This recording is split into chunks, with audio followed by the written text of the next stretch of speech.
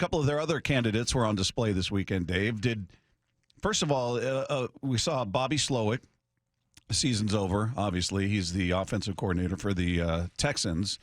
They got beat. They were shut out in the second half. Ben Johnson, obviously the offensive coordinator of the Detroit Lions, and then Mike McDonald, the defensive coordinator of the Baltimore Ravens. Those are three guys that were on display this weekend, or what they do, I guess. Their units out there. So did anything change for you in what you saw with Slowick and the Texans, or Ben Johnson in that offense, or Mike McDonald in that defense? Did it change your perception or this guy was my favorite, now this guy's my favorite? Anything like that?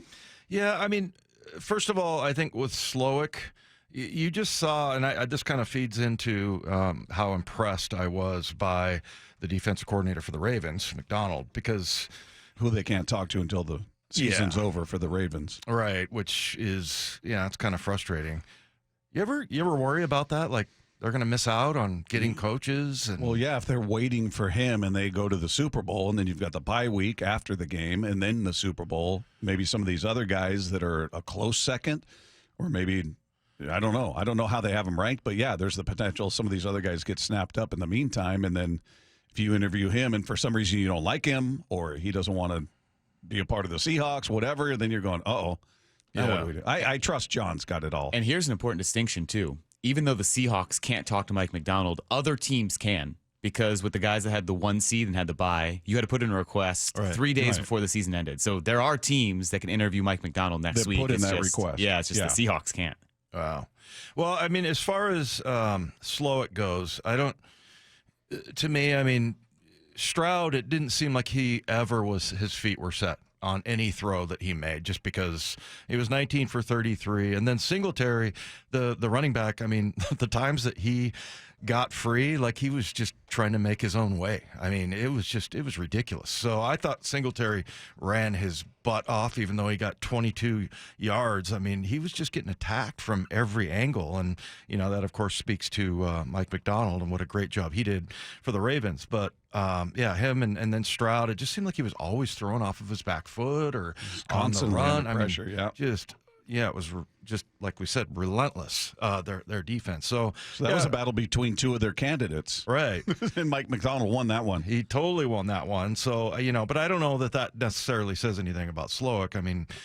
The Texans, this is a pretty amazing turnaround, that they weren't supposed to be there. No. So, I don't think it's anything negative about Slowick. I'm just, you never know with these guys. You see young guys that they're not that much older than the players, and now they're supposed to get up and give them the charge the hill speech or get the best out of you and work hard and all that. Are you able to deliver that message? We just don't know until you actually hear these guys. It was like last week we did that thing on Kalen DeBoer. I'd never really heard him. Obviously I've heard him interviewed, but that whole speech he gave down in Alabama, as much as everybody hates it, he sounds like a CEO, man.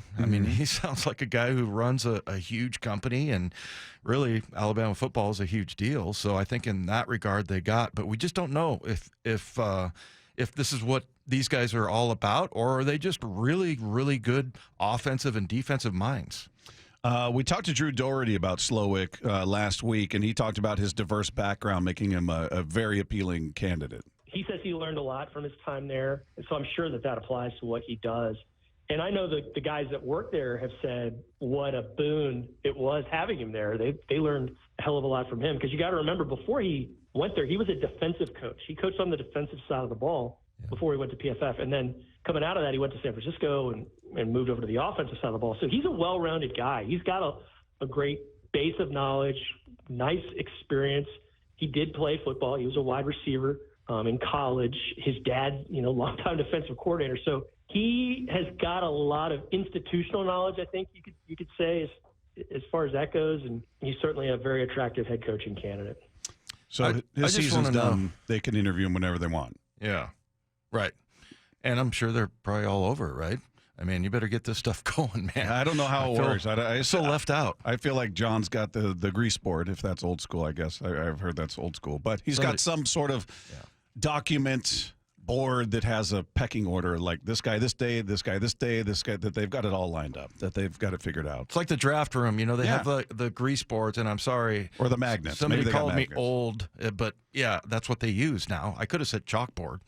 Anyway, yeah, so, but the thing I want to know about him, Bobby Slowick, is what was his advice to Pro Football Focus? If he was ripping him and saying, you don't know jack about football and you shouldn't be analyzing a guy's play, then I like him. Then you want him to be your head coach. Yeah. Now, Ben Johnson, the offensive coordinator of the Lions, the Seahawks, they've already conducted one interview. They can do a second virtual interview early next week if the Lions win. Obviously, if they lose, they can interview him in person. But he's a guy that we talked to Tim Twentyman about. And just talked about the credit he gets for what we've seen out of Jared Goff. You know, I think one of the best things Ben Johnson did was when he was named offensive coordinator. You know, obviously, you know, a guy has his own principles, right? His schemes, kind of what he believes and what he wants to do. But he invited Jared Goff in, and they sat down in the offseason, and they built this around Jared Goff in the quarterback position. You know, Jared, what do you do well? What don't you like? What don't you do well? You know, obviously, I have my principles. I want to do these things, but let's stay away from some things you don't do well, and let's really build this around the things that you do well. And so, you know, I give him a lot of credit for that. And Jared Goff would be the first one to speak his praises for what he's been able to do and the numbers that he's been able to put up. And, you know, by doing that, too, it allowed Jared to take ownership of the offense, right, and really know the ins and outs. And I think when you talk about those two guys, they can almost finish their sentences when they're talking offensive football and how they see the game. So Jared Goff would give Ben Johnson a ton of credit for the way he's played the last 2 years. So there you go. That's a guy I'm very interested. He's, you know, right now, based on just what we've seen from these teams, him and McDonald are the guys I'm really interested in. Same. I mean, it's just, you know, and maybe it's unproven. We've never seen him in that spot, and maybe, you know, you never know. They could be like Joshy Boy. Maybe they'll just be great coordinators, but not great head coaches. But I'm excited about sort of their potential and the unknown.